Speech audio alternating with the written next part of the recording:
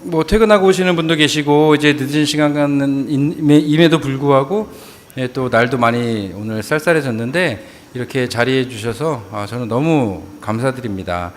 요즘에 이제 들어오고 계시니까 제가 좀 딴 얘기를 좀 하면 우리 프란치스코 교종께서 즉위하시고 나서 굉장히 이제 대사회적인 교회적 관심을 보여주시고 계시기 때문에 이제 우리 가톨릭 교회, 특별히 한국 교회 신자분들도 사회교리에 대해서 굉장히 관심이 많아지셨어요. 굉장히 고무적인 일이라고 생각이 듭니다. 그러면서 이제 저도 좀 성수기를 맞이하고 있는데요. 제가 이제 전공을 하고 오다 보니까 어떻게 때마침 이렇게 돼가지고 좀 성수기를 맞고 있는데, 사실은 사회교리학교도 그렇고 공예학교도 그렇고 많은 분들과 대화를 할 때 이분들께서 이야기하는 것 중에 하나는 사회교리라는 것에 대해서 많은 이제 지식들을 알고 계시는데, 지식을 쌓고 또 많이 공부하고 계시는데 어떻게 살아야 됩니까? 라는 질문을 많이 하세요. 그런데 제가 그때마다 대답하는 것 중에 하나는 구체적으로 살아내시면 됩니다 라고 대답을 하면서, 구체적으로 살아내기 위한 질문이 하나 있습니다. 이것은 사회교리의 뿌리이면서 사회교리를 살아내기 위한 우리 그리스도인들의 뿌리가 되는 질문이기도 하면서, 단순히 사회교리뿐만이 아니라 신앙인으로서 세상을 살아가는 가운데 해야 할 질문 중에 하나는 무엇이냐면, 사회교리는 어떻게 묻냐면, 지금 나의 현실 안에서, 지금 내가 겪고 있는 이 상황 속에서, 그 상황에 2000년 전에 계셨던, 내가 복음으로 읽었던 그 예수 그리스도께서 오신다면 과연 그분께서는 어떠한 생각을 하시고 어떠한 말씀을 하시고 어떠한 삶을 사셨을까? 결국 예수님이라면 이라고 묻는 거예요. 이게 바로 사회교리의 처음이자 끝입니다. 이것은 단순히 사회교리적 질문이 아니라 나아가서는 우리 그리스도인의 질문이에요. 우리 그리스도인들은 그리스도의 제자로서, 참다운 제자로서 이제 예수님을 닮은, 나아가서 또 다른 예수 그리스도, 제2의 그리스도로서 이 세상을, 이 구체적인 현실을 살아내도록 불리움을 받은 사람들이거든요. 그렇다고 한다면 우리 성경에서 이야기하는 것처럼 바로 예수님께서 하시던 일을 우리들이 그대로 살아내야 하는 것이죠. 너희들이 서로 사랑한다면 이제 세상 사람들이 너희를 보고 너희가 나의 제자라는 것을 알게 될 것이다 하시는 예수님의 말씀대로예요. 바로 그것을 살아내는 것이 사회교리입니다. 결국 신앙인으로서 살아내는 거예요. 이제 곧 또 말씀을 드리겠지만 지금 말씀을 드리면서 그 부분은 이제 넘어가겠습니다. 우리 가톨릭 교회 안에는 믿을 교리와 또 한 가지 교리가 뭡니까? 행할 교리가 있죠. 믿을 교리와 행할 교리가 있습니다. 그렇기 때문에 우리들이 믿을 교리라고 하는 것은 바로 우리들이 신앙을 고백하는 내용들이에요. 천주존재, 삼위일체, 강생구속, 상선벌학, 이 네 가지 교리가 있죠. 그것뿐만 아니라 우리들이 고백하고 있는 신앙의 내용들은 바로 사도신경에 담겨져 있습니다. 2000년 전 사도들이 고백했던 그 내용들을 우리들은 아직도 2000년이 넘도록 지켜오고 있는 거예요. 그리고 같은 신앙을 고백하고 있는 겁니다. 그런데 이 사도신경이 무엇으로 끝납니까? 사도신경이 뭘로 끝나요? 여기 불교 신자만 모였습니까? 사도신경은 영원한 삶을 믿나이다 라고 끝나는 것이 아니라 아멘으로 끝나죠. 아멘으로 끝나죠. 그런데 제가 드리고 싶은 말씀은 이것이 아니라 아멘으로 끝나는 것이 아니라 더 실질적으로는 무엇으로 끝나느냐? 아멘 끝에 오른쪽 밑에 보면 뭐가 있어요? 점 있습니다. 마침표로 끝나요. 결국 제가 이 말씀을 드리는 이유는 무엇이냐면, 우리들이 믿는 바, 입으로 고백한 그 신앙의 내용들을 마침표를 찍어야 된다는 거예요. 뭘로? 점으로. 그럼 우리 영원한 삶을 믿나이다, 아멘, 마침표. 이렇게 하시는 분 안 계시잖아요. 이 마침표는 바로 우리의 그리스도인들의 구체적인 삶으로 마침표를 찍는 거예요. 이게 바로 행할 교리입니다. 신앙 고백한 바를 우리들이 구체적으로 살아낼 때, 입으로 고백한 것을 내가 삶으로 살아낼 때 우리들은 신앙 고백의 마침표를 찍는 것이다. 이 마침표를 찍는 것이 바로 행할 교리, 사회 교리다라는 얘기예요. 그 얘기를 하고 싶은 것이었고, 그러한 어떤 우리들의 삶의 구체적인 내용들을 어떻게 살아낼 것이냐 하는 이야기를 두 번째 시간에서 특별히 이제 노동과 관련해서 이야기를 해보려고 합니다. 우리 교회의 사명이 있죠. 예, 유일한 사명 뭡니까? 복음화입니다. 복음화. 예, 복음, 기쁜 소식이죠. 이 세상에 기쁜 소식을 전하는 거예요. 교회 사명, 복음화에는 두 가지 사명이 있습니다. 우리들이 복음화하면 가장 먼저 생각하는 것이 선교 사명입니다. 우리 예수님께서 말씀하시는 것처럼 세상 모든 곳에 가서, 모든 고장으로 가서 성부와 성자와 성령의 이름으로 세례를 주어라. 그리고 이제 하느님의 자녀로, 나의 형제 자매로 교회 공동체 안에 이제 구원받을 이들을 늘려나가는 거예요. 이것이 첫 번째 복음화 사명인데, 사실은 이것만큼 중요한 사명이 또 하나 있습니다. 그게 뭐냐? 바로 하느님 나라를 건설하는 거예요. 바로 하느님 나라를 이 땅에 건설하는 것이 우리 그리스도인들의 사명이자 복음화라는 사명 중에 한 뿌리입니다. 한 기둥이에요. 하느님 나라를 건설하는 것은 뭐 제가 어렵게 써놓았지만 무엇입니까? 바로 모든 이들이 아버지 하느님의 뜻에 따라 아버지의 하느님이 원하시는 것을 함께 살아냄으로써 모든 이가 그분 곁에서 영원한 행복을, 영원한 생명을 누리게 하는 거예요. 저기 우리 죽어서 저기 저 하늘에 있는 둥둥 떠 있는 하늘나라가 아니라 바로 우리들이 살고 있는 지금 여기에서부터 하느님이 원하시는 정의와 평화를 실현하는 것이다. 여러분들 생활하시면서 가정생활 안에서나 직장생활 안에서나 본당 공동체 안에서 뭐 물론 이제 희로애락이 있죠. 어려움도 있고 슬픔도 있고 고된 상황들도 겪게 되지만 여러분들 기쁜 일도 있고 행복한 일도 있으시죠? 행복하시죠? 대답하는 건 돈 안 드니까요. 네. 행복하시죠? 네. 바로 그 행복을 우리들이 누리고 있다면 그 행복은 바로 하느님 나라에서 누릴, 완성된 하느님 나라에서 누릴 그 기쁨과 행복을 미리 맛보는 것이다. 하느님 나라에서는, 완성될 하느님 나라에서는 우리가 지금 누리고 있는, 느끼고 있는, 체험하고 있는 이 기쁨과 행복과 비교할 수 없을 만큼 큰 행복과 기쁨을 영원히 누리게 될 거예요. 하지만 그 기쁨을 우리 미리 맛보는 거예요. 나만이 아니라 우리 인류 모두가, 특별히 교회 공동체 안에, 그리고 인류 모두가 그 기쁨을 함께 누릴 수 있도록 사회적인 구조를, 그리고 사회 분위기를 만들어내는 것, 바로 이것이 아버지 하나님의 뜻이에요. 그것을 바로 우리들은 어려운 말로 하느님 나라를 이 땅에 이루는 것이다 라고 이야기하는 겁니다. 바로 그것이 교회의 사명인 거예요. 그렇다면 노동 현장 안에서도 그 하느님의 정의가, 하느님의 평화가 실현되어야 하는 것입니다. 그리고 그런 것들을 열매 맺고 실현해내는 것이 우리 그리스도인의 사명이에요.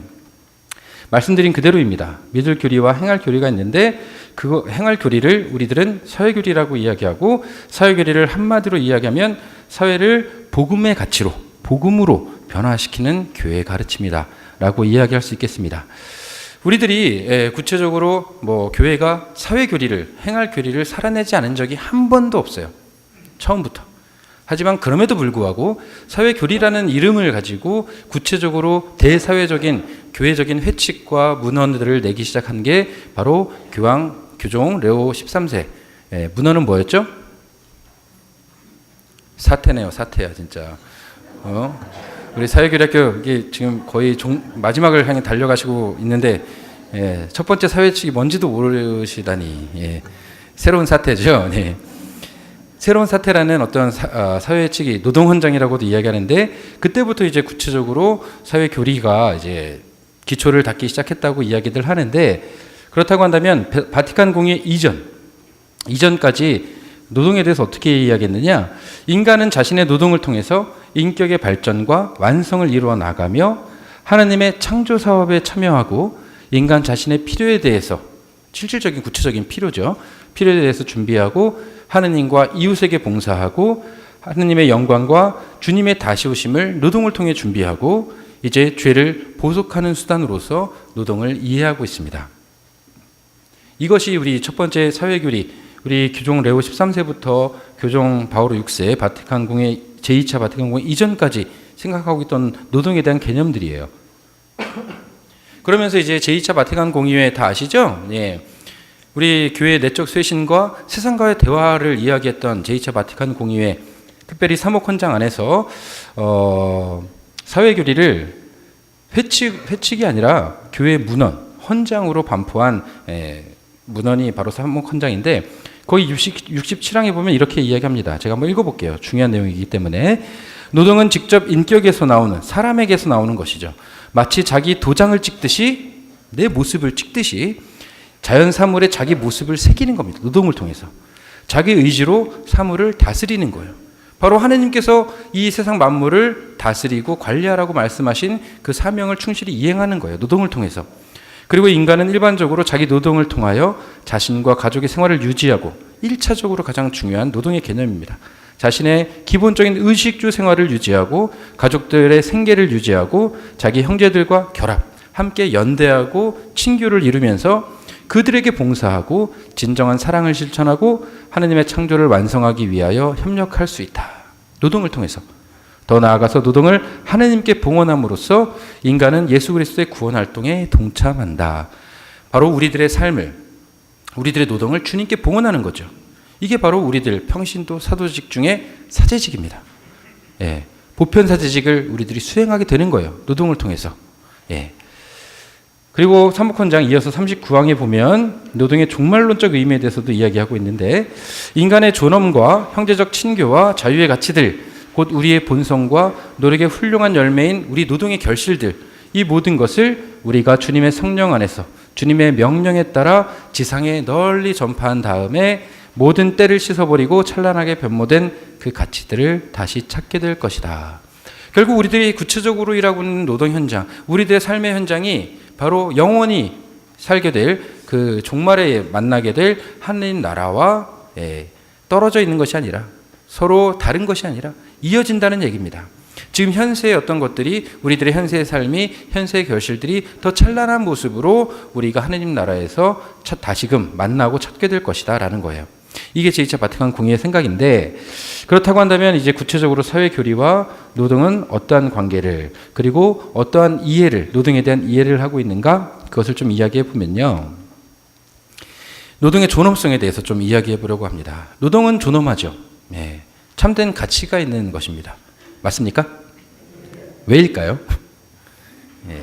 다 아시지만, 그래서 제가 좀 정리를 하면, 저도 사실 이게 무선 마이크를 좀 쓰는 스타일이라 여러분들 곁으로 가서 좀 묻기도 하고 이러고 싶은데, 천만다행히 무선 마이크를 안 주셔가지고 예, 제가 무선 마이크 들고 가면 여러분들이 다 고개를 이렇게 다행이네요. 아무튼 노동에는 주관적인 의미와 객관적인 의미가 있습니다. 이것을 저희가 내용을 보면 쉬이 알 수 있는 내용들인데, 왜 이것을 굳이 따지느냐? 그것은 노동의 가치와 존엄성의 궁극적인 토대가 무엇이냐? 이것을 알기 위해서 이러한 주제들을 함께 이야기하는 거예요. 노동의 주관적인 의미라는 것은 무엇이냐? 노동은 노동 과정의 일부예요. 네, 일부입니다. 그리고 왜냐하면 생산물과 투입된 노동을 구체적으로 구별하지 않기 때문입니다. 자신의 개인적인 성향에 부합하는 다양한 활동을 수행할 수 있는 역동적인 존재, 바로 한 인격체인 인간의 활동이라는 얘기입니다. 네.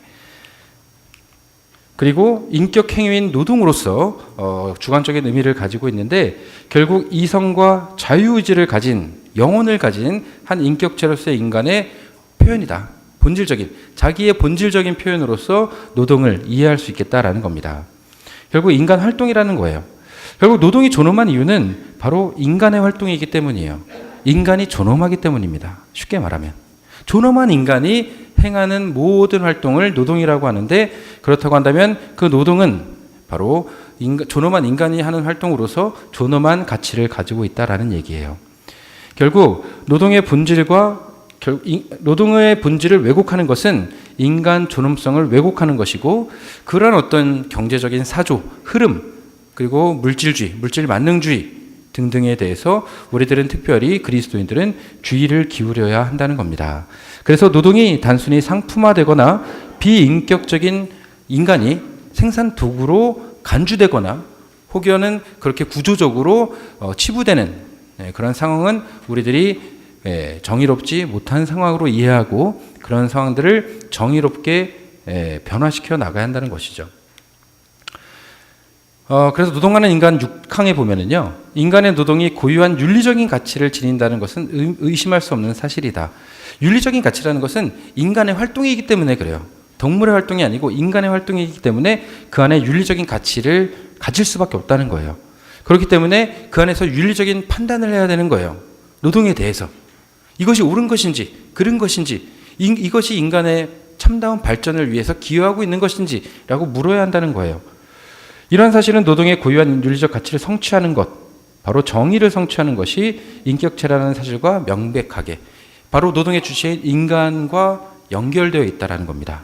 노동의 가치에 대해서 이야기하고 노동에서 윤리적인 가치를 식별해낼 수 있는 것은 바로 인간의 존엄성을 보장할 수 있는 그런 어떤 방법이다라고 하는 것이죠. 객관적인 의미는 주관적인 의미, 바로 노동의 주체에 대한 어떤 의미죠. 그런 것과 달리 부수적인 측면이에요. 노동을 통해서 얻게 되는 생산물이라든지 도구, 기술, 유형, 환경, 노동 환경, 노동 구조 등등 부수적인 이야기들입니다. 하지만 우리 세상 사람들은 이 부수적인 가치들에 더 집중하고 있다는 얘기예요. 중요한 것은 주관적인 의미, 노동의 주체에 대해서 깊이 관심을 가져야 한다는 것이죠. 바로 존엄한 인간 그 자체에 대한 관심이 바로 노동에 대한 관심인 것입니다. 노동에 우리들이 관심을 갖고 그곳에서 정의를 부르짖고 윤리적인 가치를 찾는 이유는 그것이 하느님께 사랑받는 인간 존재의 활동이기 때문인 거예요. 결국 노동의 뿌리는 주체인 인간에게 있다는 겁니다. 그런 의미에서 노동을 정의해 보면, 이거는 교회적인 정의가 아니고요, 일반적인 정의입니다. 인간이 스스로 만든 도구를 이용하여 자연물을 채취 획득하고 자연에서 얻은 소재를 개조하여 생활에 필요한 재료를 생산하는 인간의 활동이다. 결국 여기서 보는 것은 생산을 위한 인간의 활동이라는 거예요. 결국 포커스가 우리들의 중심이 세상적인 어떤 인간 노동의 정의에는 생산에 맞춰져 있는 거예요. 인간에 맞춰져 있는 것이 아니라 인간의 활동이라고 이야기하지만 목적 실현을 위해서 의식적이고 이성적이고 합리적인 활동을 하고 있다. 다른 동물들과 본능적으로 행위하고 있는 그 본능적인 행위를 하는 기타 동물과는 다른 존재로서 인간을 바라보고 그 인간이 만들어내고 있는 생산하는 생산물에 관심을 갖게 되는 것이죠. 그렇다고 한다면 우리들이 찾아야 하는 노동, 그 안에서 어떤 주체인 인간에 대한 의미를 좀 찾아보아야겠습니다. 그런데 이런 사회적인 의미 안에서 노동의 의미를 보면 먼저 노동을 통해서 열매를 얻게 되는 거예요. 구체적으로 현대 사회 구조 안에서는 수입을 얻게 되는 거죠. 봉급을 받게 되는 거예요. 그것은 1차적으로 의식주 해결이죠. 그리고 실질적으로 직접적으로 우리들의 삶을 유지하기 위한 것입니다. 그리고 우리 인간은 사회적인 동물이라고 이야기하죠. 함께 더불어 살아갈 수밖에 없는 존재입니다. 그렇기 때문에 함께 공동체 안에서 일하는 사회적인 동물의 인간 활동이라고 말할 수 있겠습니다. 이러한 의미에서 보면 물론 이제 긍정적인 의미를 바라보는 거예요. 이런 1차적인 노동의 의미를 바라볼 때 최소한의 경제적인 삶의 수단을 상실하는 것, 바로 직업을 잃는 것입니다. 노동으로부터 소외되는 것, 바로 그것은 경제적인 삶을 유지하기 위한 수단을 상실하는 것이고, 그것은 사회에 대한 경제적 참여, 공동체의 일원으로서 사회적인 그리고 경제적인 참여, 자신의 어떤 역할을 해야 할 그런 어떤 자신의 자리를 잃게 되는 거예요. 결국 노동할 수 있는 그 자리, 결국 직업을 잃는다는 것은 인간 소외를 의미하는 것이다 라고 이야기할 수 있겠습니다. 그렇다면 우리 교회는 어떻게 노동을 바라보고 있느냐? 노동을 우리 인간의 의무이자 임무로 바라보고 있습니다. 단순히 의무라는 표현보다는 소명인 것이죠. 창조주 하나님께로부터 바로 피조물들을 다스리고 관리하도록 부르심을 받은 것입니다.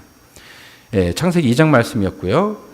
그리고 나아가서 우리 인간은 노동을 통해서 자아 실현을 해 나아가고 있습니다.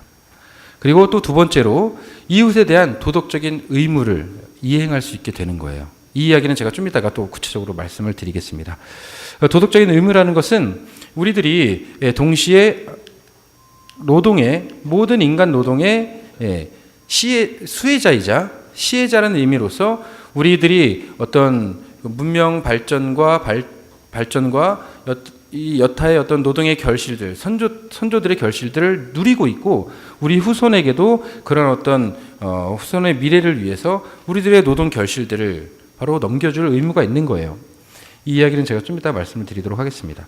제가 혹시 느끼셨는지 모르겠지만 발전과 발달이라는 단어를 굉장히 구별해서 지금 사용하고 있습니다. 굉장히 구분해 사용하고 있는데 느끼셨는지 모르겠지만 발달과 발전은 달라요. 발달이라는 것은 말 그대로 문명이 발달하는 거예요. 기술이 발달하는 겁니다. 예, 뭐 기술이 첨단화되었다, 뭐 기술이 발달했다 이런 표현을 쓰는데 우리 교회는 구체적으로 발전과 발달의 의미들을 달리 구별하고 있어요. 특별히 진리 안의 사랑 베네딕토 16세의 회칙에 보면 참된 발전은 모든 면에서 존재하는 인간 모두를 위한 것이어야 한다는 겁니다. 이 의미는 전 인류적 모든 인간에게 선이 되어야 하고, 그리고 나 개인으로 보았을 때는 모든 면에서, 이 말은 전인적으로 이 사람이 발전할 수 있어야 된다는 얘기예요. 결국 이 발전이라는 문명의 발달은 인간의 발전 그리고 사회 공동체의 발전을 위해 사용되어야 한다는 의미입니다. 그렇기 때문에 우리들이 구분을 하고 있는데, 그렇다고 한다면 우리들 노동은 바로 우리 나 자신 전인적인 발전과 그리고 사회 공동체의 발전을 위한 아주 중요한 도구가 된다는 거예요. 인간은 자신의 노동력으로 주체적으로 생존하게 되어 있고, 그리고 자아현실을 해 나아가며 이제 우리 인간은 나 홀로 살아가는 것이 아니기 때문에 사회적인 동물로서, 제가 좀 이따 연대성에 대해서 이야기를 좀 드리겠지만, 서로에 대한 책임과 의무를 가지고 있는 가톨릭 교회적인 가치에서 볼 때 우리들은 서로의 노동을 통해서 서로가 상생하고 있는 겁니다. 내 노동으로만 의식주를 해결하는 것이 아니라, 내 노동으로만 내가 살고 있는 것이 아니라 다른 이들의 노동을 통해서 사회가 발전하고 그 이익을, 사회 발전의 어떤 좋은 것들을 내가 받아 누리고 있는 거예요. 네. 네, 그리고 노동은 말씀드린 대로 사회적 동물인 인간은 사회적인 차원을 당연히 가질 수밖에 없게 되는데, 결국 노동을 통해서 우리 인간은 서로 물물 교환을 하죠. 가진 것을 교환하고 그들과 관계를 갖고 그들과 만남을 갖게 됩니다. 노동이 바로 이러한 기회를 제공하게 되는 거예요. 그래서 100주년의 사회칙에 보면 31항에 노동은 다른 이들과 더불어 일하는 것이고 다른 이들을 위하여 일하는 것이며 다른 누군가를 위하여 무언가를 하는 것이다. 다른 누군가를 위해 하는 인간 활동을 노동이라고 보는 거예요. 가톨릭 사회교리 안에서는. 결국 우리들은 어떠한 이야기를 하느냐?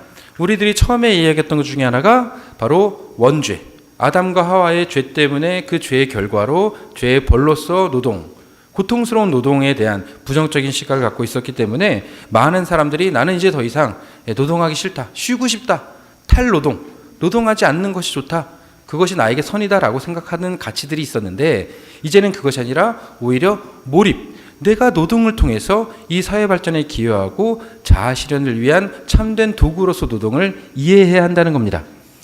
토마스 바셰크라는 사람이 있는데 이 사람이 한 그 이야기가 있습니다. 노동은 삶의 기반을 마련해 줍니다. 1차적이죠. 우리들을 사람과 연결해 주며 노동의 사회성입니다. 사회적인 요소예요. 그리고 우리 삶의 의미를 부여해 주는 거예요. 내가 노동하지 않고서는 내 삶의 의미를 발견할 수 없게 되는 겁니다. 우리 교회적인 사회교리 안에서 노동을 이해했을 때 바로 도장을 찍듯이 내가 무언가 생산해내고 무엇인가 노동을 통해서 새로운 것들을 만들어내게 될 때 나는 이 창조물에, 피조물에 나를 아로새기는 거예요. 바로 나는 하느님의 모상, 하느님을 닮아 있는 인간으로서 내가 하느님을 이 창조물 안에 심는 겁니다. 그러한 의미로 보았을 때 이제는 노동은 돈을 벌기 위한 수단에 그치는 것이 아니라 좋은 노동은 그 자체로서 이미 하나의 목적이다. 인간의 삶의 목적이라고 할 수 있는 것이죠. 좋은 삶을 영위하기 위해서는 없어서는 안 될 내적 재화다라고 이해하고 있습니다. 결국 우리는 노동으로부터 우리의 정체성 일부를 얻게 되는 것이고 우리가 하는 일이 우리를 만든다라는 겁니다. 인간이 주체이면서, 노동의 주체이면서 이제 그 우리들이 하고 있는 인간활동, 노동을 통해서 우리가 만들어지는 거예요. 성장하게 되는 겁니다. 성숙하게 되는 거예요. 다른 말로, 어려운 말로 하면 자아 실현을 이루게 되는 거예요. 네. 그리고 로버트 엘스버그라는 사람은 노동은 단지 날마다 많은 시간을 때우는 거예요. 그리고 내가 청구서, 카드값, 카드 막기 위해서는 수단이 아니라는 거죠. 노동은 우리는 일을 함으로써 끊임없이 창조 사업에 동참하고 오히려 물질과 맞서고 문제를 해결하면서 내 자신을 형성시켜 나가는 과정, 바로 이것이 노동이라고 말할 수 있겠습니다. 자, 경제 생활, 뭐 여러 가지 경제 구조가 있죠. 그리고 경제 생활이라고 하면 굉장히 복잡한 어떤 구조 안에서 이루어지고 있는데 그 경제 생활의 가장 중심은 노동입니다. 예. 그리고 노동의 가장 중요한 핵심은 노동의 뿌리는 무엇이죠? 예, 인간이라고 말씀드렸죠. 그 주체인 인간입니다. 바로 노동에 대한 식별은 노동에 대한 윤리적인 가치를 따지는 것은 바로 인간에 대한 인간 활동에 대한 윤리와 가치를 따지는 것이다 라고 말씀을 드렸고 그럼에도 불구하고 우리들의 현대인이 생활하고 있는 생활 경제 특별히 경제 생활의 중심에 노동이 있음에도 불구하고 우리들은 노동의 생산물에 집중하고 마치 그 노동의 생산물인 재화 돈이죠. 그것을 하느님의 자리에 모셔놓는 거예요. 이거 뭐 돈신을 섬기고 있는 겁니다. 예, 잘 보이세요? 이게 좀 밝긴 한데 예.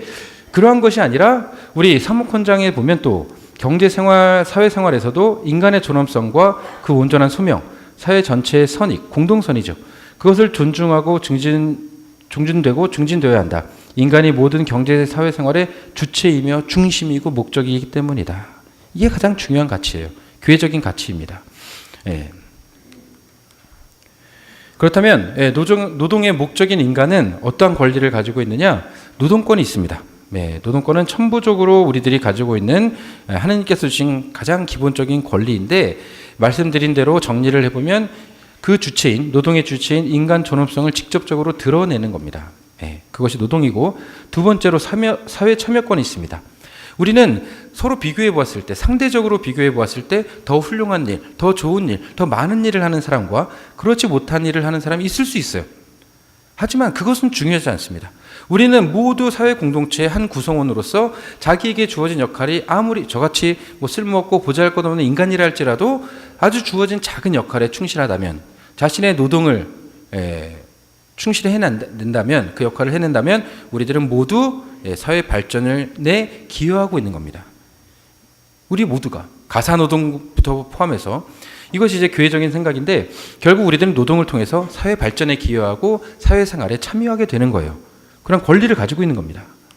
그리고 그것을 함께 누리는 것이죠. 결국 우리 가톨릭 교회는 노동 자체에 관심을 갖고 있는데 그 이유는 노동의 주체, 바로 인간에 대한 관심을 가지고 있기 때문입니다. 우리 인간은 교회의 길이다라는 말을 100주년에서 하고 있는데 53항을 보면 인간이야말로 교회가 자신의 사명을 수행함에 있어서 반드시 따라 걸어야 하는 첫째 가는 길이고 그리스도께서 친히 따라 걸으신 길이며 변함없이 강생과 구속의 신비 속을 거쳐가는 길이다. 결국 교회는 인간에게 봉사하기 위해 존재하는 거예요. 네. 결국 인간의 포커스가 모든 어떤 관심이 집중되어 있는 겁니다. 특별히 인간의 구원에 대해서 그리고 그 인간이 하고 있는 노동에 대해서 관심이 있는 거예요. 결국 우리들은 어떠한 노동으로 불리움 받았는데 어떠한 소명을 가지고 있느냐 4가지가 있는데요. 첫 번째 노동과 세상 건설. 노동을 통해서 제가 끊임없이 반복하고 있는 얘기는 창조 사업에 동참하게 된다라는 겁니다. 그리고 말씀드린 대로 이제 사회 발전과 조화에 우리들의 노동을 통해서 직접적으로 기여하게 되는 거예요. 그리고 이제 우리는 노동을 통해서 하나님께 영광을 드리게 됩니다. 이제 창조 사업에 동참함으로써 이제 피조물들을 관리하고 이제 하나님의 그 창조 사업을 더 이렇게 풍요롭게 만들어가는 우리의 노동을 통해서 그분께 찬미와 영광을 드리는 것이죠. 그리고 두 번째로 노동과 그리스도의 구원 사업에 참여한다. 노동을 통해서 이제 성스러움과 완전함으로 초대. 이 말은 무엇이냐? 예전에는 교부 시대에는 이제 사회생활, 세속생활과 노동과 신앙생활, 영성생활을 구분했었죠. 이제는 그것이 아니라 영성생활과 세상의 어떤 우리 구체적인 삶이 다른 것이 아니라 모두가 우리들의 삶의 어떤 모든 시간과 모든 어떤 활동들이 성화되어야 하는 거예요. 우리들의 세속적인 삶도 우리들의 노동도 바로 성화의 삶으로 분류받은 현장이라는 겁니다.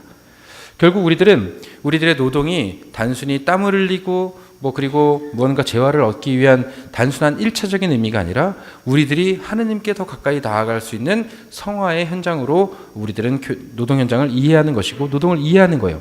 결국은 우리들은 노동을 통해서 우리 구원을 위해 일하고 있는 것이다 라는 겁니다.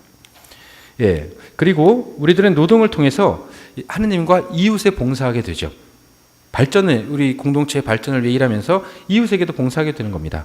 그리고 노동 현장 안에서 구체적으로 복음 정신을 살아내는 거예요. 구체적으로 복음을 우리 삶 안에서 살아내고 노동 현장에서 살아낼 때 우리들은 마치 누룩처럼 이 세상 성화에 이바지하고 있는 겁니다.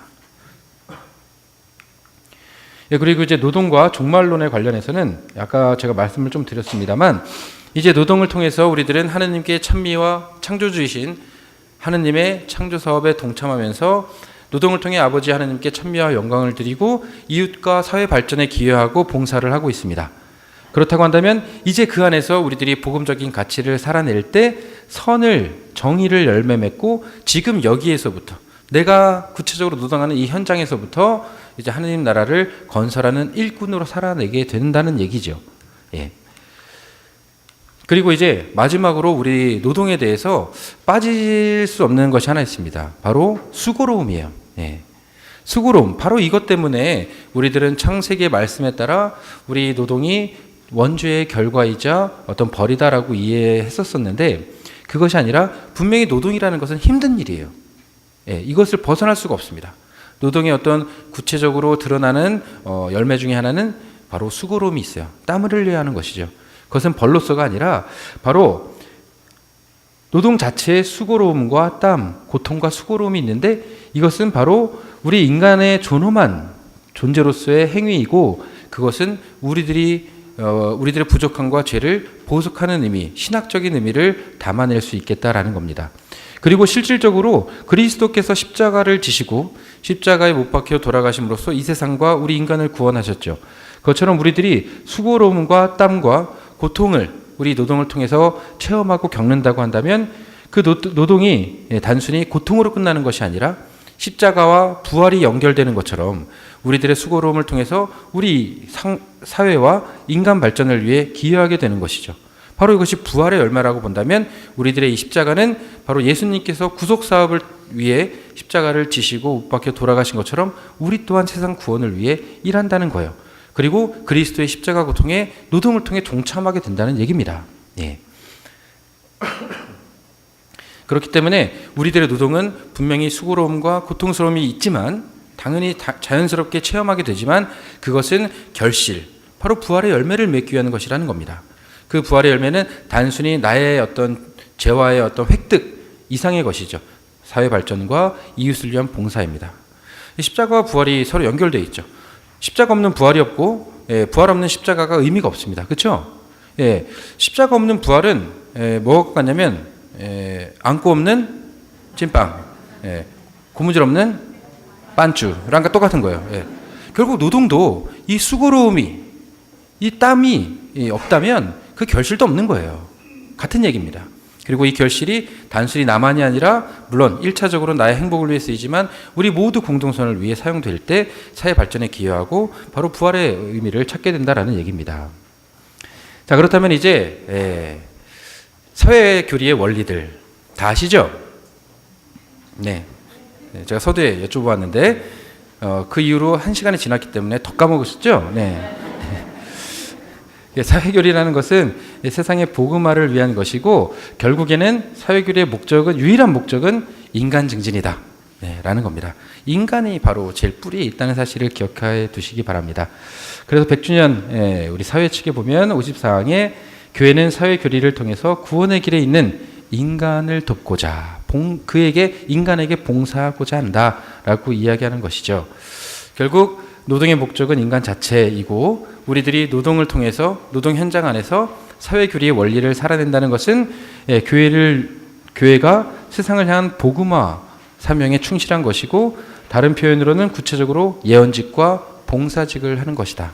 수행하는 것이다 라고 말할 수 있겠습니다. 사회교리의 원리 다 잊으셨기 때문에 제가 한번 다시금 환기시켜드리는 의미에서 첫 번째 원리는 뭡니까? 여러 가지가 있어요. 물론 10대까지의 원리들이 있는데 모든 것이 연결되어 있고 가장 중요한 6가지가 있습니다. 첫 번째가 인간 존엄성의 원리, 다 아시죠? 제가 계속 이야기해 왔죠. 그리고 두 번째가 공동선의 원리, 세 번째가 잠깐 컨닝하셨겠지만 연대성의 원리, 그리고 네 번째가 보조성의 원리, 그리고 다섯 번째가 재화의 보편적 목적의 원리, 여섯 번째가 더 기억 안 나죠. 첫 번째도 기억 안 나는데, 여섯 번째는 가난한 이들, 사회적 약자들을 위한 우선적 선택의 원리입니다. 이것에 따라서 우리 노동은 어떠한 의미를 이 원리 안에서 함께 이야기하고 다루어지는지 함께 보도록 하겠습니다. 먼저 인간 존엄성의 원리입니다. 제가 여러분들 다 배우셨기 때문에 깊이 있게 이야기하지 않겠습니다. 하지만 복습하는 의미로 잠깐 말씀을 드리면, 우리 인간은 모두 존엄하죠. 여러분 각자는 모두 존엄한 존재들입니다. 맞습니까? 예, 모두 존중받아 마땅한 존재들인 겁니다. 그 이유는 뭐예요? 바로 우리 모두가 하느님의 모상이기 때문입니다. 모상이라는 것은 무슨 의미예요? 바로 창조 때 사랑 자체이신 하느님께서 우리들을 사랑하신 나머지 우리들에게 삶을 주신 거예요. 그런데 그때 우리들 안에 당신의 하나님 성, 하느님을 담아주신 거예요. 결국 여러분들 각자는 하느님을 닮아 있고 하느님을 담고 있다는 거예요. 우리 안에 하나님성이 있다는 얘기입니다. 그렇기 때문에 나는 존엄한 존재야. 근데 나만이 아니라 모든 인간이 그렇다는 얘기예요. 네. 인간 조건을 떠나서 예를 들면 사회의 지위의 높고 낮음을 떠나서, 부의 많고 적음을 떠나서, 남녀의 어떤 차이를 떠나서, 아니면 건강 상태의 좋고 나쁨을 떠나서, 모든 인간적인 조건을 떠나 모든 인간은 존엄하다는 겁니다. 저처럼 잘생긴 사람은 좀 더 존엄해 보일 수 있어요. 그런데 잘생겼다고 더 존엄하지 않다는 겁니다. 모든 인간은 똑같이 하느님께 사랑을 받고 있고 하느님을 닮아 있고 담고 있다라는 얘기죠. 어떤 그런 존엄성의 원리, 모든 인간이 존엄하다는 것이 바로 이 존엄성의 원리가 정의의 근원입니다. 뿌리예요. 정의라는 것이 무엇이냐? 바로 제가 말씀을 좀 이따 드리겠습니다만, 이거 제 신학생 때 사진입니다. 신학생 때 그 사진인데 왜 웃으세요? 제가 서품 받고 나서 세월을 좀 시게 맞아가지고 이렇게 됐는데, 옛날에 저랬어요. 외적인 게 중요한 게 아니라 우리는 정자와 난자가 수태된 태아, 그때부터 영혼을 가진 한 인격체로 인간으로 존중하고 그 생명을 보호하고 있는 것이죠. 그러면서 태어나서 그 사람의 어떤 미래를 몰라요. 하지만 그 자체로 그 사람이 무엇인가 많은 것을 생산해내서가 아니라 그 자체로 의미 있는 존재들이고, 외적인 조건들이 아니라 모든 인간 자체로 존엄성을 가지고 있다. 이러한 원리에서 보면 우리 노동 안에서 중요한 가치는 무엇이냐? 노동 현장 안에서 차별이 이루어지고 있다면 그것은 인간 존엄성을 심각하게 해치는 것이다라는 겁니다. 우리 간사라는 것은요, 간사다. 이 간사가 아니라 간추린 사회교리의 준말입니다. 간사. 거기 144항에 보면 하느님께서는 사람을 차별하지 않으신다. 모든 사람은 하느님과 닮은 모습으로 창조된 피조물인 만큼 모두가 동등한 존엄성을 지닌다라는 겁니다. 하느님의 영광이 모든 사람의 얼굴에 비치고 있기 때문에, 하느님을 닮아 있고 담고 있기 때문에 하느님 앞에 지닌 존엄성은 인간이 다른 사람 앞에 갖는 존엄성의 기초가 되고 모든 정의의 기초이다라는 얘기입니다. 결국에는 우리들이 서로가 존엄하다는 사실을 존중하고 그 인간이 인간답게 사는 세상, 바로 이게 정의로운 세상이거든요. 정의를 정의하면 인간이, 창조 때 하느님이 보시기 좋게 창조했던 그 인간이 존엄한 존재로서 인간답게 살아가는 상황, 이 상황을 정의로운 상황이라고, 그런 현실을 정의로운 현실, 정의로운 사회라고 이야기하는 거예요. 바로 그게 정의입니다. 그렇다고 한다면 모든 정의의 기본은, 뿌리는 바로 인간 존엄성인데, 특별히 이 동등한 존엄성을 가진 인간을 차별하는 것, 특별히 노동 현장 안에서 차별하는 것은 심각하게 그 존엄성을 해하는 것이다라는 겁니다. 특별히 우리 많이 달라졌지만 그럼에도 불구하고 노동 현장 안에서 어떤 성적인 차별, 월급부터 노동 조건들 등등등 여러 가지로 성적인 차별이 이루어지고 있다면, 여성의 특별히 남성도 반대로 역차별에 대한 얘기도 많이 하죠. 저는 여성이라는 것이 아니라 여성이라는 단어를 들어 쓰고 있지만 어떤 성을 차별하는 것을 이야기하는 것이라고 이해를 해주시고, 그렇게 특별히 여성의 올바른 지위를 보장하기 위한 노력과 인간적인 통찰, 그것이 중요하다라고 교회가 이야기하고 있습니다. 남자와 여자는 동등한 존엄성을 지닌 다른 두 개별 인간이다. 그렇기 때문에 동등한 존엄성을 가지고 있다. 하지만 그 차이점, 서로가 다른 생리학적인 차이점이 있다라는 거예요. 그것은 하느님의 창조의 목적에 따라 지어졌기 때문에 그것을 잘 발전시켜 나갈 때 우리들은 다양성과 독창성을 가지고 좀 더 풍요로운 세상을, 사회를 만들어 나갈 수 있다는 겁니다. 그렇기 때문에 성에 대해서 다른 차이를 차별로 열매 맺는 것은 심각하게 인간 존엄성을 해하는 것이다. 마찬가지예요. 이러한 차별은 특별히 우리 장애인들 차별이 있죠. 비장애인과 장애인을 차별하는 거예요. 여기 보면 간사 보면 육체적인 능력에 영향을 주는 어떠한 제약과 고통에도 그들은 더욱 분명히 인간의 존엄과 위대함을 드러낸다.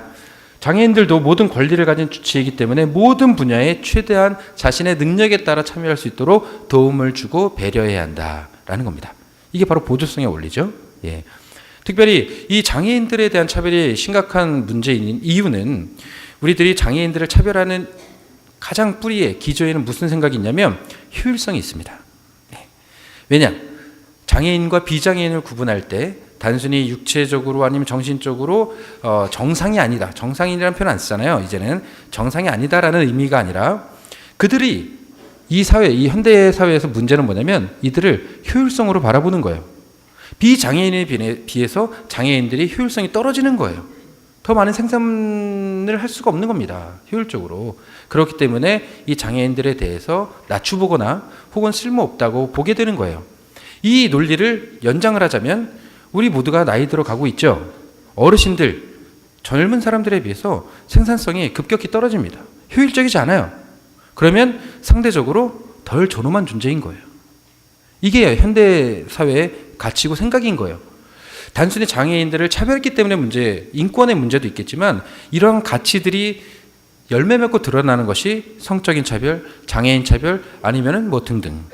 어떤 노동 현장 안에서의 차별들이 그러한 경제의 효율성의 논리로 논리의 열매라는 것이 교회가 바라보는 그 가치입니다. 그렇기 때문에 외적인 차별도 중요하지만 그 동등함, 평등함을 일궈내는 것이 정의로운 일이지만 그 근저에 있는 바로 경제 논리, 효율성의 논리로 인간을 배제하는, 배제라는 표현은 우리 프란시스코 교정의 표현이죠. 인간을 배제해버리는 그 경제 논리는 사회 악이다라는 겁니다. 그리고 이제 세 번째로 단순히 인간 자체의 문제가 아니라 구조적인 문제로서 비정규직과 간접 고용 문제에 대해서도 교회는 심각하게 이야기를 하고 있어요. 예. 우리 신자유주의 경제의 구조, 죄의 구조라는 표현은 교황 요한 바오로 2세 성인 교종의 표현입니다. 우리들이 그냥 뭐 죄를 외적인 직접적인 죄를 짓지 않고 살아가고 있지만 그저 신자유주의 소위 말하는 그 경제의 구조를 살아내게 되면 그 구조가 많은 사람들을 배제하고 소외시키는 구조 안에서 살다 보니 나도 모르게 원인은 없었지만 죄를 짓게 되는 거예요. 사람을 소외시키고 불균형적인 사회의 모습들을 양산해내고 있는 것이죠. 나도 모르게. 그것이 바로 죄의 구조라고 이야기하신 것인데 그 안에서 우리 노동자들, 노동의 주체인 인간이 경제적인 노예 상태가 되는 겁니다. 바로 비정규직과 특별히 간접 고용 안에서 이들이 실질적으로 가족의 생계를 유지하고 일자리를 유지하기 위해서 나의 일자리를 유지하기 위해서 열악한 노동 조건을 수용할 수밖에 없는 상황이고 이제 주일도 쉬지 못하고 일해야 하는, 야근해야 하는 상황들이 벌어지는 거예요. 이 모든 것들이 인간 존엄성에 심각한 피해를 주는 것이다 라고 보는 겁니다. 이 그림은 제가 신문에서 좀 본 것인데 한 아이가 이제 일어나서 하루를 지내는 거예요. 하루를 지내면서 만나는 사람들이 다 비정규직인 거예요. 한 명 있어요. 정규직. 우리 담임교사. 다 비정규직 사람들을 만나면서 지내는 겁니다. 이런 어떤 세상을 이야기하는 그림이 있어서 제가 한번 가져와 봤고요. 그 다음에 두 번째 이제 공동선의 원리입니다. 공동선의 원리는 여러분들 제가 뭐 시간이 많지 않으니까 다 설명드릴 수 없지만 우리 존엄한 인간은 인류 전체, 공동체로서 구원받도록 불리움받았습니다. 하나님께서는 마리아, 베드로를 구원하기를 원하시는데 나만 구원하시길 원하시는 게 아니라 모든 이들을 당신이 사랑하는 모든 피조물, 인간을 구원하시길 원하는 거예요. 그렇다고 한다면 나는 내 구원뿐만이 아니라 모든 이의 선익을 위해서, 선이라는 것은 구원이죠. 구원을 위해서 일해야 할 의무가 있는 겁니다. 그것이 이제 공동선의 원리인데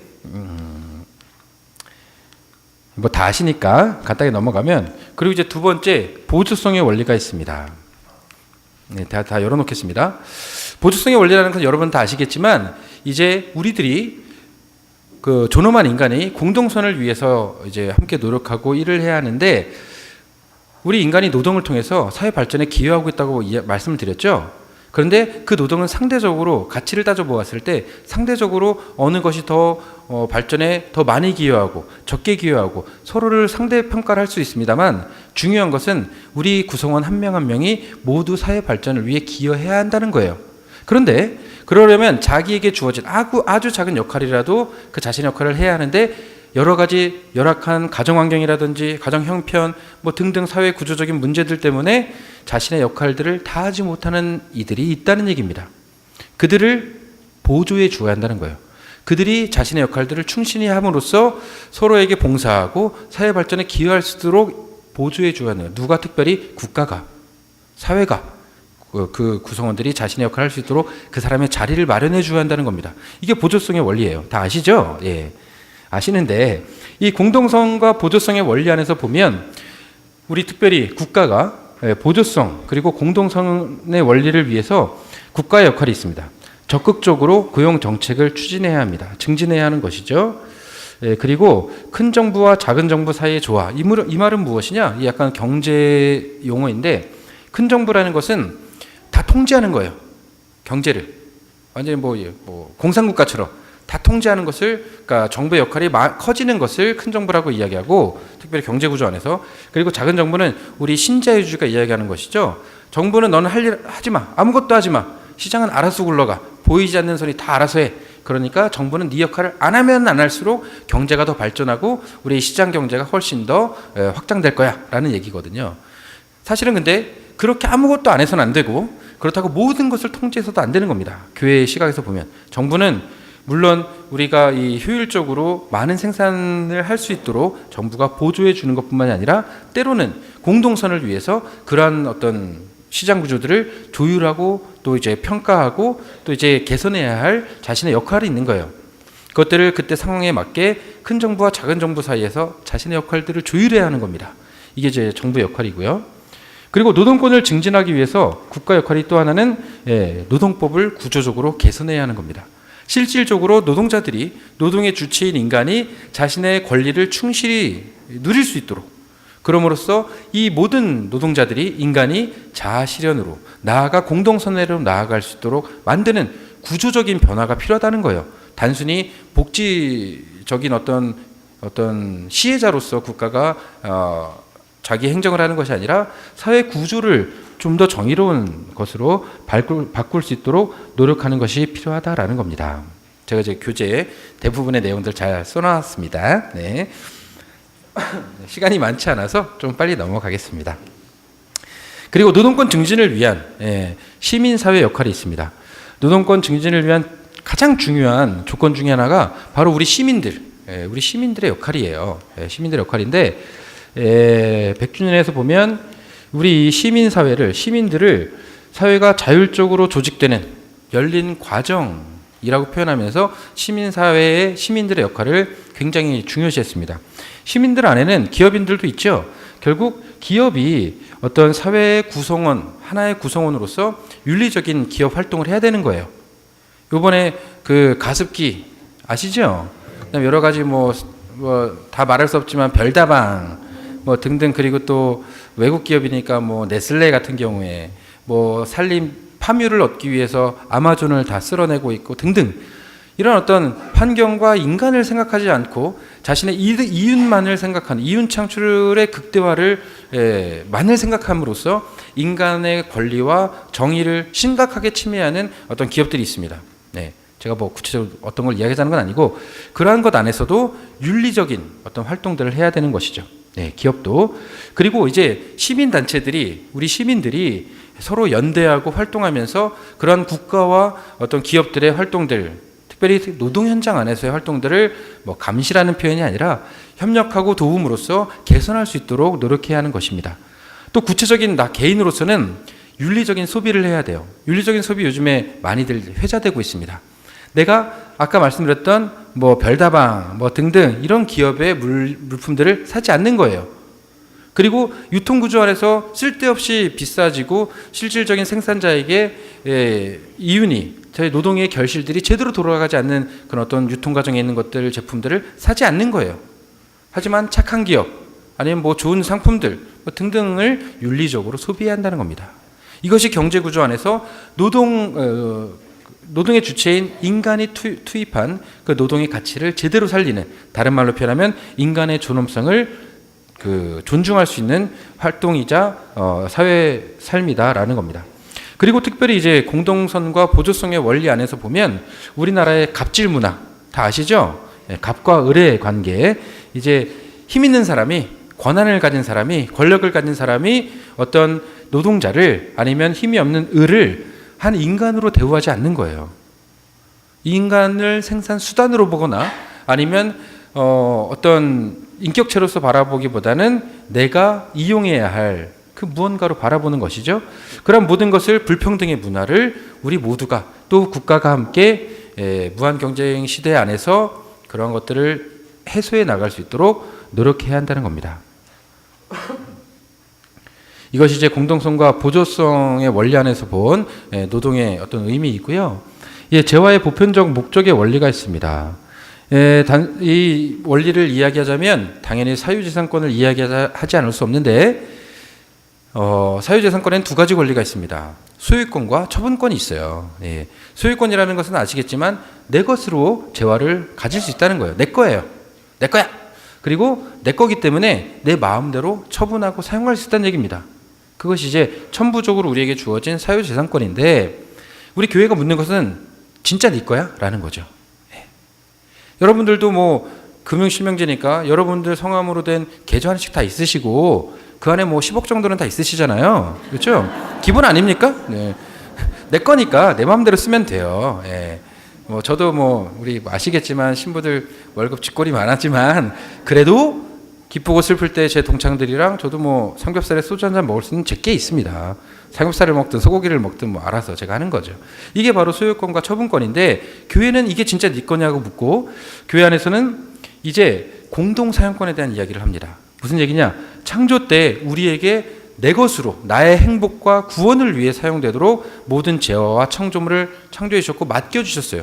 하지만 이것은 우리에게 인간에게 관리인으로서 맡겨주신 것이고 관리하도록 그리고 공동선을 위해 모든 이의 구원을 위해 사용되도록 맡겨주신 것인데 마치 그것을 내 것이냐 나만의 것이냐 사용해서는 안 된다는 겁니다. 공동선을 위해 우리들은 나의 천부적인 사유재산권도 때때로 제약받을 수 있다, 제한될 수 있다라는 얘기예요. 작년에 유행했던 그 노래 유행가가 하나 있습니다. 혹시 뭐 어르신들이 많지만 썸이라고 아시는지 모르겠습니다. 모르시죠? 네, 모르시는데 그렇다고 제가 물론 저는 이제 20대 초반이니까 잘 알고 있지만 거기에 보면 이런 가사 내용이 있어요. 근데 그 부른 가수 여가수 이름이 하필 소유야. 이름이 소유예요. 근데 거기 보면 어떤 가사가 있냐면 제가 그 가사를 듣고 무릎을 딱 쳤어요. 오늘따라 내 거인 듯 내 거 아닌 내 거 같은 너. 이게 재화입니다. 이게 교회가 얘기하는 재화예요. 내 거 같지만 내 게 아니에요. 내 게 아니지만 그래도 나의 선익과 행복을 위해 우리 주님께서 주신 은총이에요. 내 거예요. 하지만 근본적으로 내 게 아니란 얘기입니다. 우리 공동선을 위해 사용하도록 우리 재화는 나에게 주어진 은총의 선물이란 얘기예요. 그렇다고 한다면 노동 현장 안에서도 그것이 이루어져야 하는 거예요. 그런데 지금 현대 사회에서 특별히 복음의 기쁨에 보면 프란치스코 교종께서 이야기한 것이 있습니다. 이 현대 사회가 이야기하고 있는 낙수효과, 그것은 없다. 명확하게 이야기하고 있습니다. 트리클 다운이라고 하는데 이 낙수효과는 여러분들 다 아시겠지만 여기 이렇게 제가 소시적에 우리 술 마실 때 많이 했던 건데 이게 막 잔을 올려놓고 위에서 뭐 술이나 물을 계속 부으면 그것이 흘러 넘치 밑에까지 다 흘러간다는 얘기예요. 결국에는 대기업이랑 부유층 가진 사람들 생산량이 우리 사회 공동체 안에 생산량이 늘어나면 늘어날수록 재화가 많아지니까 모든 사람이 그 재화를 누리게 된다. 그 이득을 누리게 된다라는 경제 논리거든요. 이게 시장 경제 지금의 논리예요. 그런데 실질적으로 그게 가능한 거냐? 실질적으로 이루어지고 있느냐라는 겁니다. 그렇지 않다는 거죠. 그런 낙수 효과를 되게 긍정적이고 낙천적으로 바라보고 있는 경제학자들과 시장 경제 사람들이 있는데 실질적으로 위에 그릇이 너무 커가지고 밑으로 흘러 내려오지 않는다는 얘기예요. 이게 요즘 사회 구조란 얘기죠. 그렇기 때문에 낙수 효과는 없다라고 분명히 프란치스코 교종이 이야기하십니다. 자유시장으로 부추겨진 경제 성장이 바로 더욱 세상을 정의롭게 하고 평화롭게 평등하게 만들 것이라고 낙수 효과가 이야기를 하는 거예요. 그런데 사실은 전혀 확인되지 않은 이러한 견해는 경제권을 쥐고 있는 이들의 선의, 그 부유한 사람들이 너무나 착해야만 돼. 착하다고 믿는 거예요. 그 사람이 너무나 착하니까 우리에게도 다 잘 나눠줄 거야 라고 믿어야 되는 거예요. 아니면 지배적인 경제구조, 이 경제구조가 우리 모든 인간을 위해 너무나 정의로운 허점이, 단점이 아무것도 없는 무결점인 사회구조와 노동구조, 경제구조인 거예요. 그렇기 때문에 그렇다고 한다면 낙수효과가 가능하지만 그렇지 않다면 모든 이들이 함께 공평한 재화의 공평한 분배는 이루어질 수 없다라는 거예요. 이게 이제 교회의 생각이고, 그렇다고 한다면 뭐 이 얘기는 잠깐만 하고 넘어가겠습니다. 낙수효과, 먼저 경기 부양을 하고 부자들이 잘 살고 나면 모든 이들이 함께 잘 먹고 잘 살 거다라는 생각이 아니라 요즘에는 분수효과라고 이야기합니다.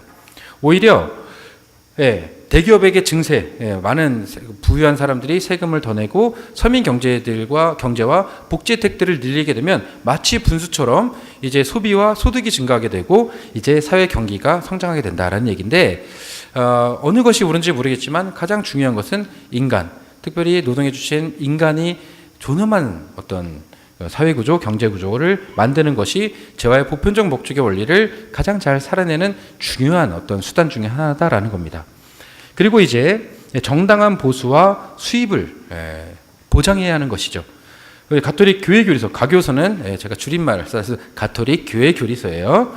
여기에 보면 적정한 임금은 노동의 정당한 결실이다 라고 이야기하면서 정당한 임금을 주어야 한다라고 이야기하는데, 간사에 보면 적정한 임금을 지불하지 않는 사람들, 한 일에 비례한 임금을 제때 지불하지 않는 사람은 심각한 불의를 저지르는 것이다 라고 교회 교리서가 이야기하고 있습니다. 그리고 이어서 우리 새로운 사태, 바로 교종 레오 13세께서는 정당한 임금을 착취하는 것은 하나님께 복수를 호소하리만치 중요한 과오다. 바로 이게 정의를 실현하지 못하는 불의한 일이다라는 겁니다. 적정 임금이라는 것이 무엇이냐라는 것이 중요한데, 교회가 이야기하는 적정 임금이 있습니다. 어떠한 것이냐? 새로운 사태에서는 최소한의 안락한 생활을 유지하는 데 미흡해서는 안 되는 월급, 바로 이게 제대로 된 보수인데, 보수 어떤 급여 형태는 굉장히 여러 가지가 있습니다. 뭐 최저임금제도 있죠. 저희 실시하고 있고, 뭐 생활임금제라는 것도 있고, 그런데 생활임금제의 가장 뿌리가 되는 것이 바로 새로운 사태에 드러나 있는 가족임금이에요. 가족임금이라는 것은 내가 A와 B가 똑같은 노동력을 투입했다 하더라도 내가 여러 명, 뭐 흥부 가족처럼 자식 새끼가 많아. 그러면 더 많은 보수를 가져가야 되는 거예요. 왜냐하면 이 A와 B는 가장으로서 생계를 책임지고 있는 사람이기 때문입니다. 그렇기 때문에 그 사람에게 가족에 맞는 임금을 줘야 한다는, 물론 이론적이지만 그런 생각들을 우리 가톨릭 교회는 끊임없이 우리 가톨릭 교회는 하고 있었어요. 그런 것 안에서 요즘에 이제 기본소득제라는 것도 이제 이게 나오고 있는데, 시간이 많지 않으니까 교재를 참조해 주시고, 우리나라 현실은 실질적으로 부의 공평한 정의로운 분배가 제대로 이루어지고 있지 않은 현실로 보여집니다. 그런데 최저임금이라는 것은 물론 이제 저임금, 기본적으로 빈곤을 해소하는 것이기도 하지만 실업급여의 기준이 되고, 이제 여러 가지 노후를 위한 국민연금 등등 모든 것의 기준이 되는 것이 최저임금이에요.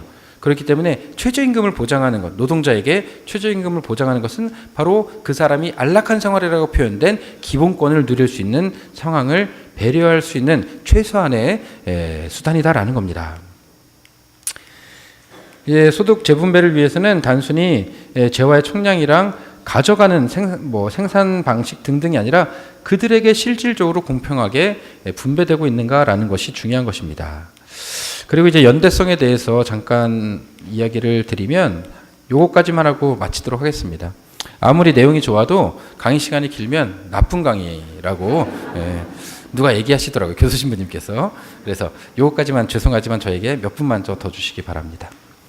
연대성의 원리가 중요한 이유는요. 교회가 이야기하는 연대와 우리 세상이 이야기하는 연대가 다릅니다. 세상이 이야기하는 연대, 우리들은 공동선을 위해서 함께 협력해야 하는 거예요.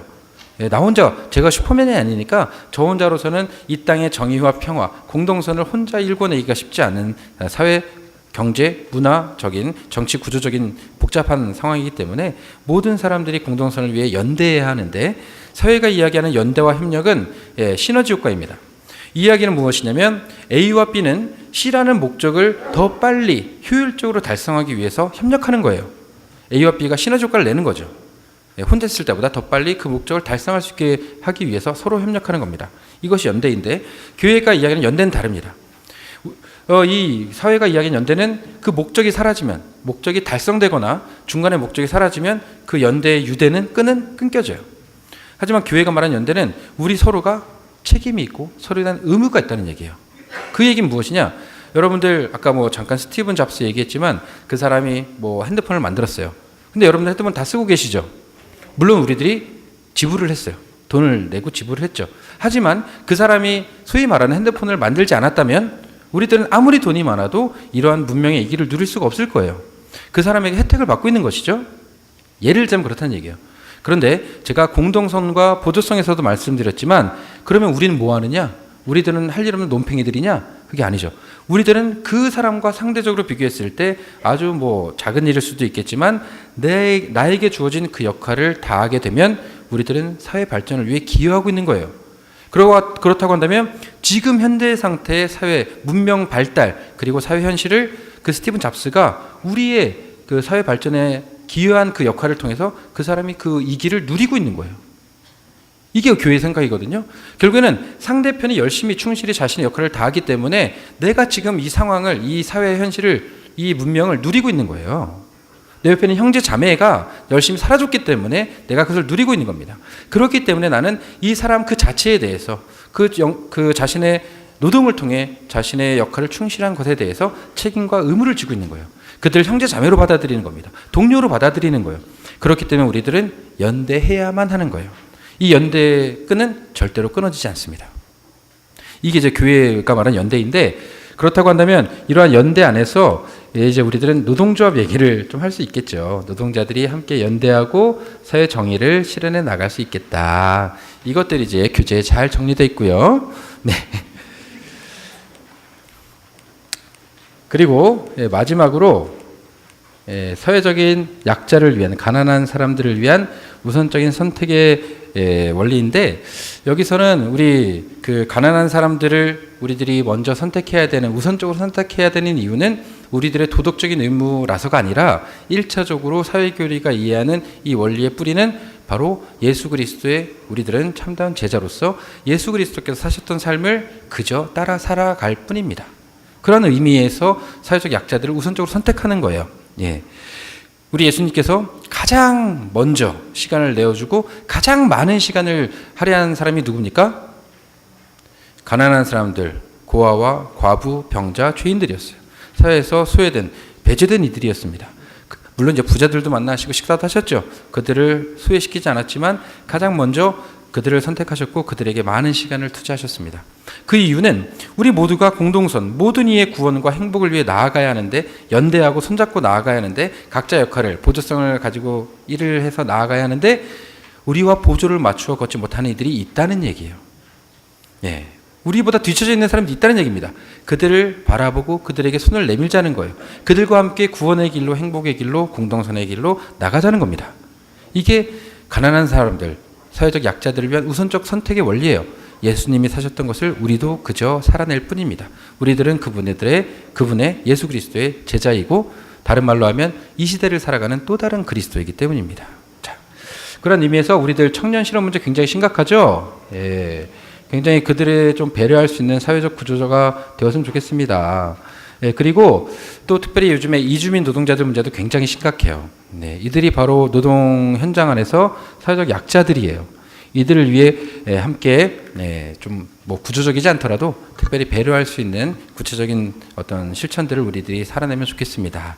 자, 그러면 제가 좋아하는 시 중에 하나인데 유영주 시인이라고 노동 시인입니다.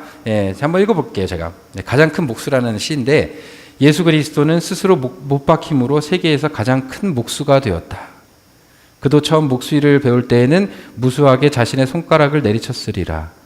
으깨어진 손가락을 장갑으로 감추고 20년 가까이 세상 공사판을 떠돌아다닌 우리 주 용주, 자식이 시인이에요. 그리스도. 지금 그의 일당은 45,000원이다. 하루 한 편 온몸으로 시를 쓰는. 이게 제가 말씀드린 모든 것이 담겨져 있는 거예요. 노동에 대한. 바로 예수 그리스도의 십자가에 동참하는 겁니다. 예수 그리스도와 함께 아버지 하나님의 창조 사업에 동참하는 거예요. 그것을 충분히 뭐 학적으로는 아니더라도 이해한 실질적인 노동자가 써낸 글이라 여러분과 함께 나누고 싶었습니다. 자, 이제 이것으로 죄송합니다. 길어져서 죄송하고요. 하지만 그래도 여러분들께서 잘 경청해 주셔서 기쁜 마음으로 마무리 짓도록 하겠습니다. 여기서 마치고 이제 신부님과 회장님의 말씀 잠깐 공지사항 들으시고 이제 제가 강복 드리면서 모든 일정을 마치는 것으로 하면 좋을 것 같습니다. 감사합니다.